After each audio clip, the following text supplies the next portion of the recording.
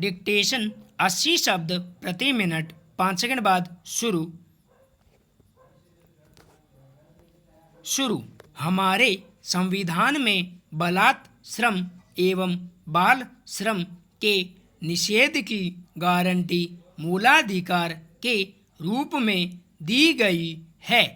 इसके पश्चात 1986 में बाल श्रम निषेध एवं विनियमन अधिनियम पारित हुआ था। इस समय बाल श्रम कानून के तहत केवल 14 वर्ष के कम आयु के बच्चों के रोजगार पर प्रतिबंध लगाया गया। यद्यपि कानून में एक बच्चे को 18 वर्ष से कम आयु का व्यक्ति माना गया था, इस दोष की पहचान की गई तथा 2016 में बाल श्रम कानून में एक महत्वपूर्ण संशोधन के द्वारा सरकार द्वारा इसका निवारण किया गया तथा इसे बाल एवं किशोर श्रम निषेध अधिनियम का नाम देकर किसी भी प्रकार के जोखिम वाले धंध अथवा प्रक्रिया में 14 से 18 वर्ष के बीच के किशोरों को रोजगार दिए जाने पर प्रतिबंध लगाया गया। फिर हमारे देश में बाल अथवा किशोर श्रमिकों की वास्तविक संख्या क्या है? भिन्न प्रकार से कहा जाए तो कितनी संख्या में बच्चों का शिक्षा के अधिकार तथा समग्र भविष्य के अधिकार से वंचित किया जा रहा है। दुर्भाग्य से इसका सही जवाब किसी के पास नहीं है। 2011 के पश्चात बाल श्रमिकों की संख्या पर कोई आधिकारिक सरकारी आंकड़े उपलब्ध नहीं हैं और यही हाल किशोर श्रमिकों के मामले में भी है।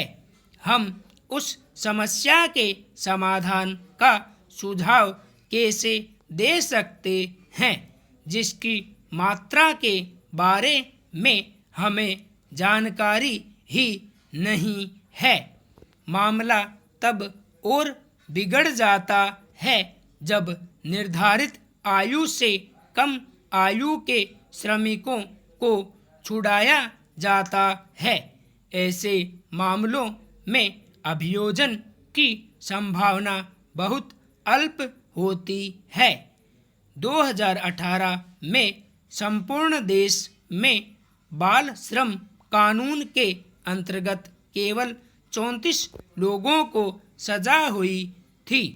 इस वर्ष पिछली सदी को लेकर पर्याप्त बुरी खबरें आ चुकी हैं। अब उम्मीद की किरण नजर आई है। कोविड-19 तथा उसके फलस्वरूप घोषित लॉकडाउन के चलते देश में काफ़ी बड़ी जनसंख्या बेरोजगार हो गई है तथा अपने कार्यस्थलों पर असहाय हो गई है। हजारों की संख्या में कारखाने बंद हो गए हैं अथवा कार्य स्थगित हो जाने के कारण काम नहीं कर रहे हैं। इसलिए आज बेरोजगारी एवं काम न होने की स्थिति को ध्यान में रखते हुए उन राज्यों से हजारों की संख्या में प्रवासी श्रमिकों का अपने देशीय राज्यों में पलायन हो रहा है। इनमें से बहुत से प्रवासी श्रमिकों में बाल श्रमिक भी शामिल हैं जो अपने घरों को पहुंचने के लिए सरकार द्वारा चलाई जा रही श्रमिक ट्रेनों अथवा बसों की प्रतीक्षा कर रहे हैं।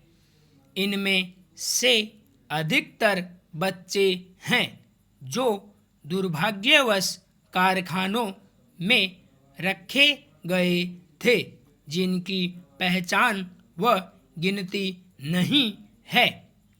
अभी तक वे कानून के दायरे से बाहर हैं क्योंकि उन्हें खोजा नहीं जा सका और इसलिए छुड़ाए नहीं गए। हालांकि लॉकडाउन ने एक अवसर प्रदान किया है कि बहुत से बाल श्रमिक जो पूर्व में बिखरे हुए तथा कारखानों व अवस्थापनाओं अनाम विनिर्माण इकाइयों में छिपे हुए थे और सरकारी योजनाओं के बहुत से लाभों एवं अपने मूलाधिकारों से वंचित थे, अब पहचान योग्य हैं। संपूर्ण विराम।